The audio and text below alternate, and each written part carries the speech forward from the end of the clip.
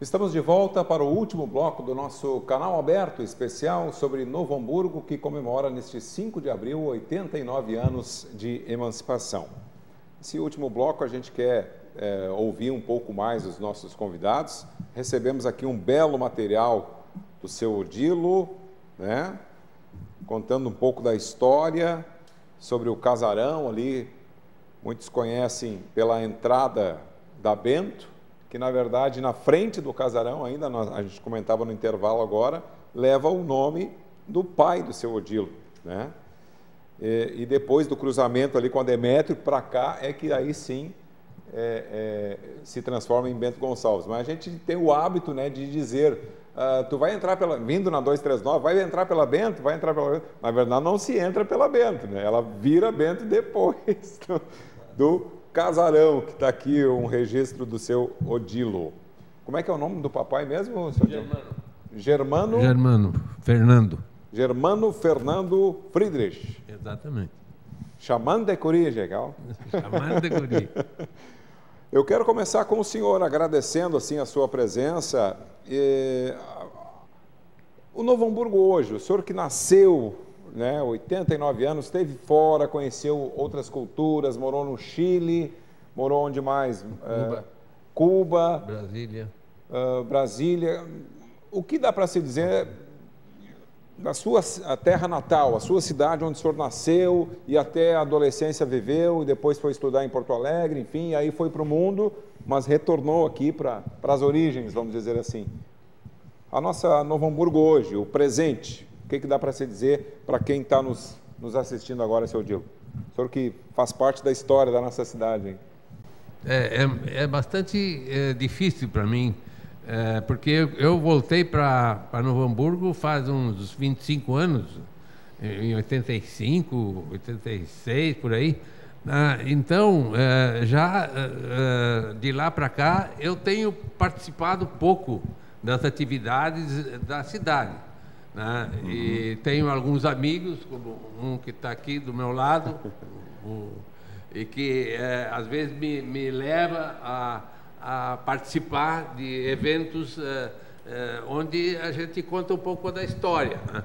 Na verdade, a minha história se resume à minha vivência nesse patrimônio que o meu pai, meu avô e outros, o Renck, que construiu tudo isso, deixaram.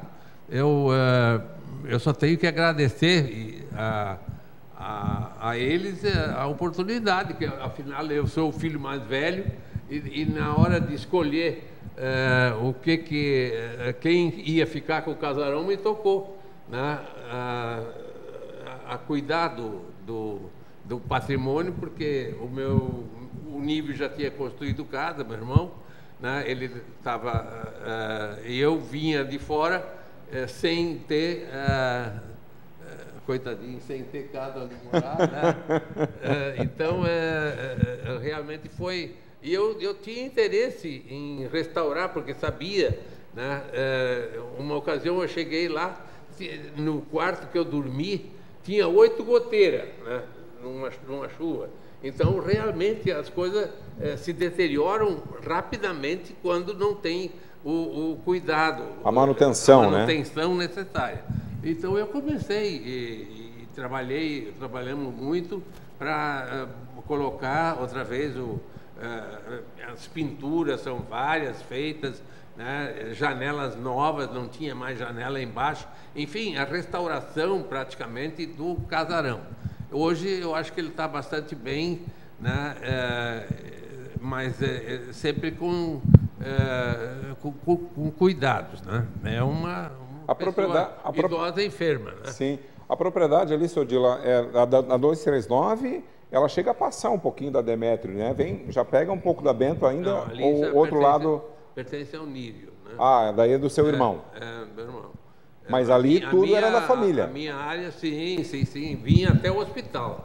O hospital foi uma doação, a área do hospital foi uma doação da família à Fundação Darcy Vargas, que administrava o hospital, que construiu o hospital em tempos idos, né? E aqueles edifíciozinhos na frente do hospital também houve não sei se 1 ou 2 hectares que foram doados ali. Hoje continua o hospital com a mesma área que foi doada pelos antepassados, lá pelo meu pai, minha avó, que era viva na época, eu me lembro disso, né? Uhum. Então, vinha até ali. Né? Nós vinha buscar gado de noite, né? Ou de tardezinha, até no Uridão ali, onde é o Unisul. O Rissul hoje. Tinha que passar uma ponte por baixo da 11 de junho. Né? E do outro lado estava o gado, que ali tinha um banhadinho, tem uma vertente boa ali do lado de cima, e que o gado, no verão, ficava por ali. E a gente tocar esse gado para casa era bastante complicado, porque tinha uns capãozinhos, uns matinhos, né? Se enfiavam ali com espinho de branquinho. E uma subidinha forte da Bento Manuel ali, né? Sim, e do lado de lá do hospital também, né? Mais forte ainda. E a gente tinha que trazer. E o pai contava 73, 74, falta uma. Opa, vai buscar. Tinha que é isso, né? E já estava escuro e tinha que voltar e buscar lá. Era cavalo, né? Mas era sempre... Bom, mas começava ali a área e depois se loteou uma parte, enfim, né? Não tem mais. Aquela área se terminou, tem uma coisinha na frente ali. Mas E do outro lado ali da Germano, ainda é da família ou também já não é mais? De frente para o casarão? Não, ali já não é. Por exemplo, quem entra da RS no lado direito já não é mais? Não, aquilo ali é da Brás... Daquela empresa da esquina lá. Da grande, aquilo ali, sim. Aquilo se vendeu. Aquilo era da família também. Era tudo. Assim.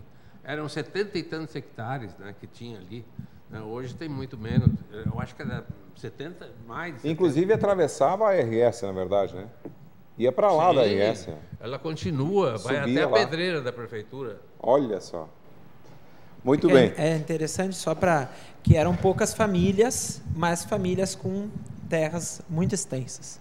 Nós pegarmos a São Jorge, que hoje é um bairro muito grande, mas era uma dúzia de famílias, pelo menos há 80 anos, 90 anos atrás. E aí é incrível que as divisas, por exemplo, na São Jorge, boa parte dos antigos lotes, então eles iam, por exemplo, do Arroio até Hamburgo Velho, do outro lado do Arroio até Dois Irmãos. Então é incrível o que hoje netos, bisnetos contam, porque naturalmente famílias numerosas, com 8, 10, 12 filhos, na hora de dividir entre filhos, entre netos e bisnetos, hoje alguns herdaram um terreno, mas os seus ancestrais tinham terras bem numerosas. Por exemplo, São José e São Jorge chegou a ser de uma família, ou duas no máximo? Não, algumas já, mas era, por exemplo... 3 no máximo? Era alguma coisa em torno disso. Englobando os dois bairros que quem conhece sabe. Não, mas aí bem, se nós pegarmos século XIX, início do século XX, a gente já tem na São Jorge, pelo menos assim, uma meia dúzia de famílias ou mais com esses lotes bem, por exemplo, família Trotto, família Bolo, família Gerhardt, família Seger, mas não foge muito a família Kremer, depois o loteamento que virou a atual, que se chama Vila Kremer, mas para ver como era assim, realmente um grupo muito pequeno de famílias. Exato. E que, sobretudo, a maioria vieram do interior. Até eu acredito os seus também, acho que de Dois Irmãos, né? Sim, meu avô veio de Dois Irmãos. Dois irmãos? Dois irmãos. Carlinhos, outro dia me perguntaram, um casal que eu até vou celebrar o casamento deles agora em agosto, eles são de Curitiba e vieram a Gramado para organizarmos, né, o casamento, e chamou muita atenção para eles, porque eles tiveram que subir do aeroporto a Gramado, como está interrompida a 115, por Nova Petrópolis, e chamaram a atenção deles a Picada Café. Eles ficaram curiosos, olha, antes de começar a reunião sobre o casamento, primeiro uma pergunta, por que Picada Café? Nós só somos numa cidade que se chama Picada Café.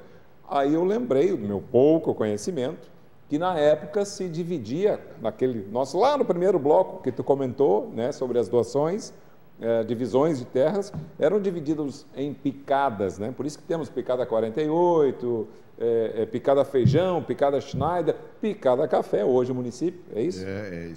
A razão é essa. Eu dei certa informação? Sim. Uma outra informação interessante e curiosa é a Estrada Presidente Lucena. Que é uma das maiores, que poucas pessoas sabem. Ela começa na Charlau e quando em Nova Petrópolis tu tem a avenida principal, é a Avenida Presidente Lucena. Que na verdade esse era o caminho que os bandeirantes faziam quando desciam de São Paulo, vinham até aqui nessa região no Vale dos Sinos, né, para buscar índios para escravizar, né, e gado que corria solto por aí e tal. Então, é considerada a estrada mais antiga do Rio Grande do Sul, a Presidente Lucena, né?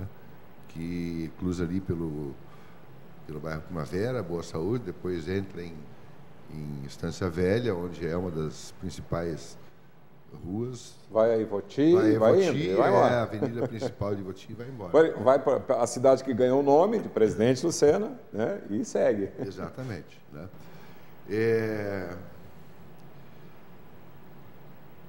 Bom, isso que tu me perguntou, né? Eu estava com vontade de começar a falar um pouquinho. Nesse sentido, tu teria, nessa que questão das divisões os picadas? nomes é uma questão interessante, porque muitas vezes eles faziam alusão à família que tinha mais posses ou que foi fundadora. Por exemplo, um princípio, a picada dos Winter Schneider, o primeiro que comprou e que loteou para outros colonos. Presidente Lucena era arroiado. Eles acharam que tinha plantação de café lá, por isso, picada café, né?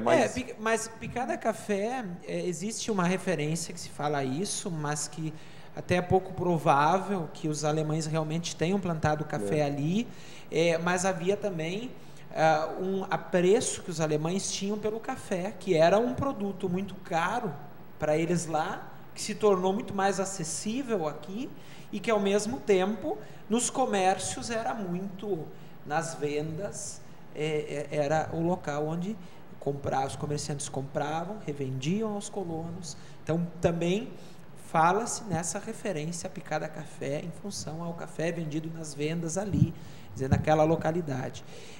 E os nomes, é claro, muita coisa mudou, como falei lá no início, os limites municipais. Interessante que Novo Hamburgo, como segundo distrito, o bairro Rio dos Sinos, hoje, até 1927, pertencia ao segundo distrito de Novo Hamburgo.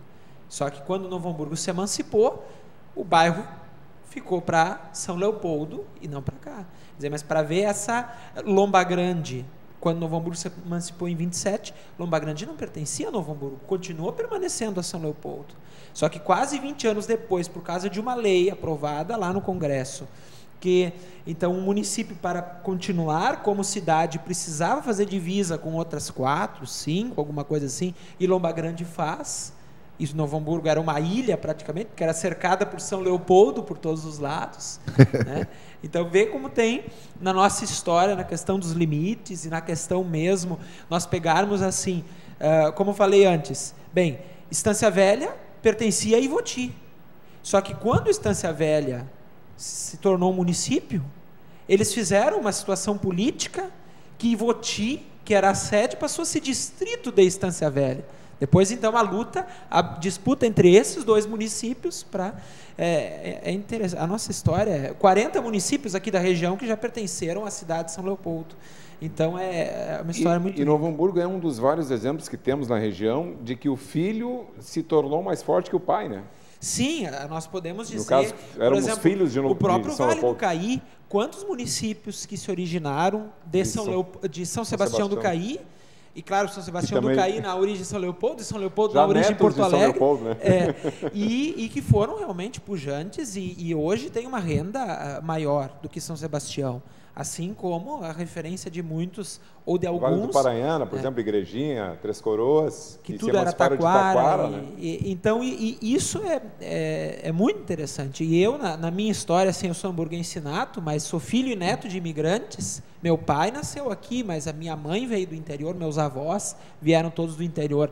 Escolheram Novo Hamburgo justamente pela questão das famílias que vinham E a minha família, pelo lado paterno, na década de 1950, exatamente no ano de 1950 que eles emigraram para Novo Hamburgo, e por parte da mãe, na década de 80, já num período bem posterior, mas assim, a gente vê muito isso, e eu gosto de buscar essas ligações e essas origens, às vezes, em outros municípios, e depois em Novo Hamburgo, no Vale dos Sinos. Nosso estado que teve 4 municípios, né?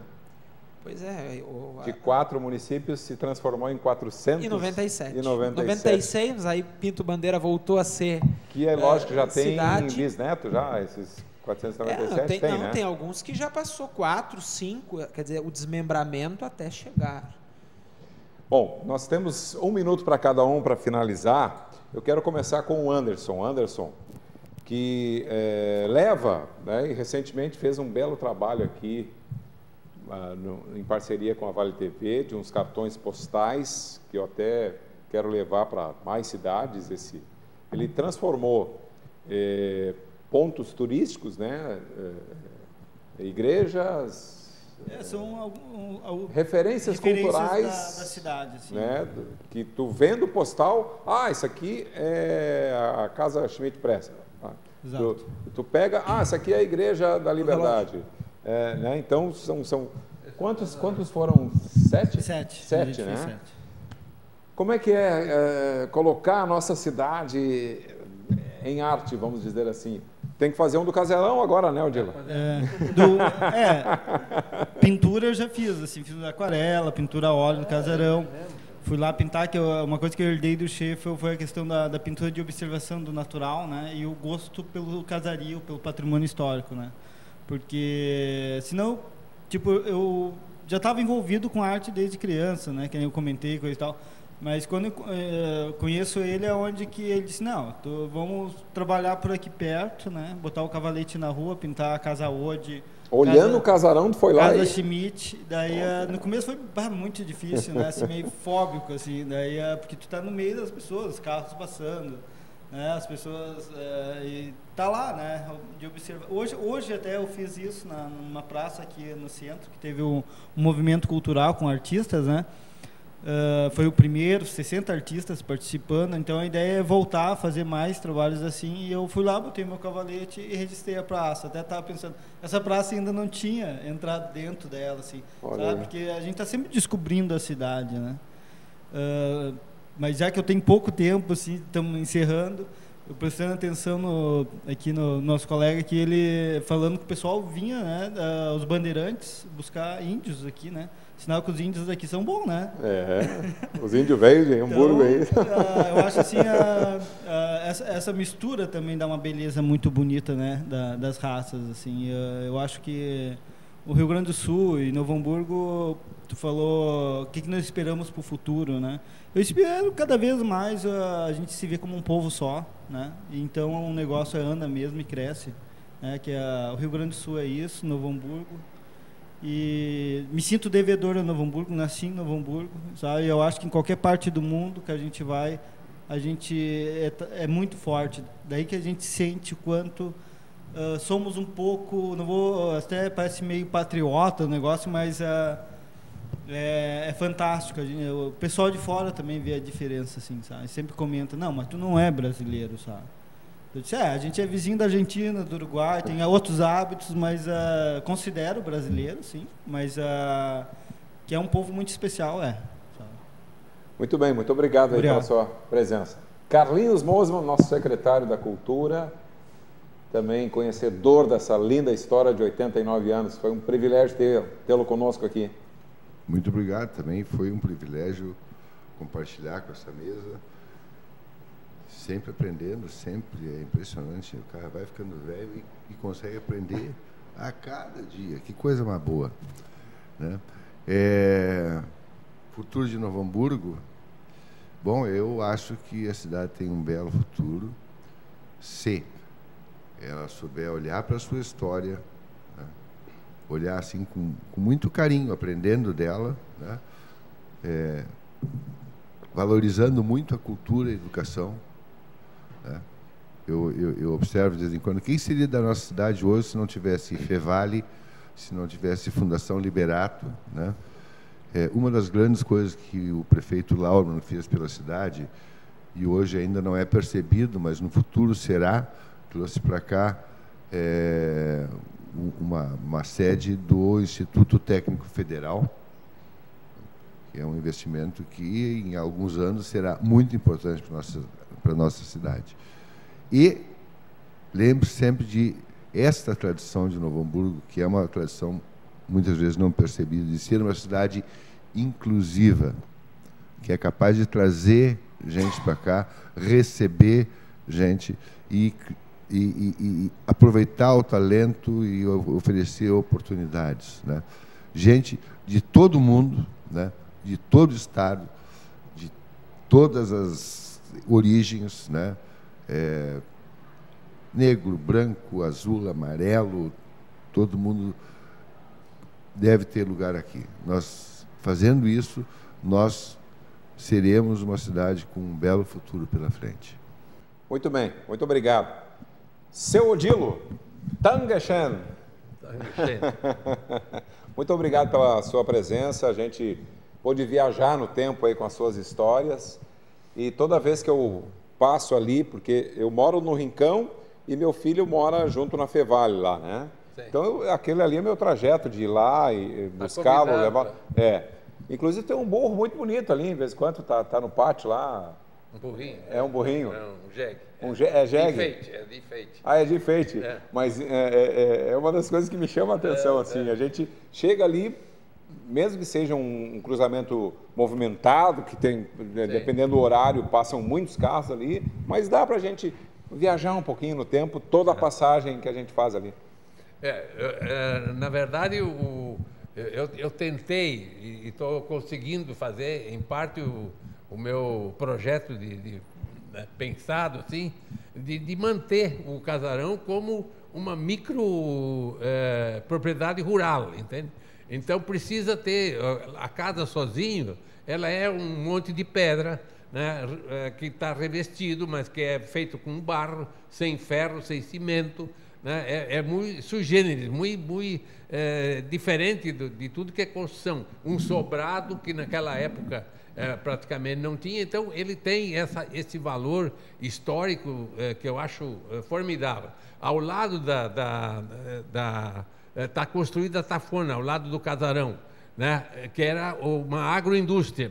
Naquela época eu acho que era grande, né, pelo tamanho que ela é hoje, tocado a burro e a boi, porque não tem água nessa região aí para ter queda de água, então não há uma geração de energia com água, tem que ser sangue de boi mesmo, né?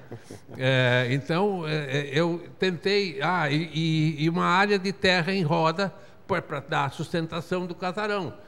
Era preciso isso. Então são 6 hectares, mais ou menos 6,5, em torno do patrimônio esse, e que se mantém o patrimônio em si mais ou menos intacto. Claro que eu não estou plantando milho todos os anos, eu não estou cultivando, porque não tem gente mais para fazer. Está cercado de asfalto em roda da terra toda, tudo asfaltado. Está reservado porque eu não vendo, porque não falta comprador todos os dias para querer comprar uma parte ou a metade, ou comprar só a terra, ou comprar só...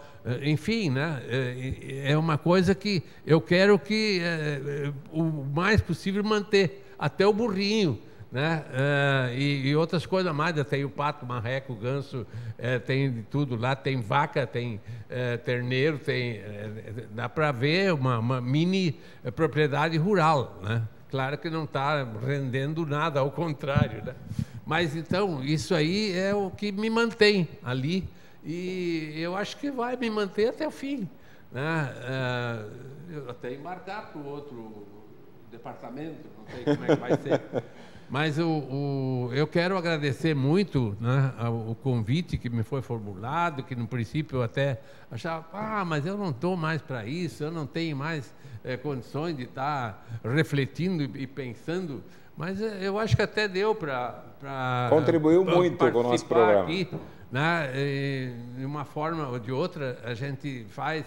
Até a simples presença, ela ajuda, né? Já é importante. E agora é preciso ver.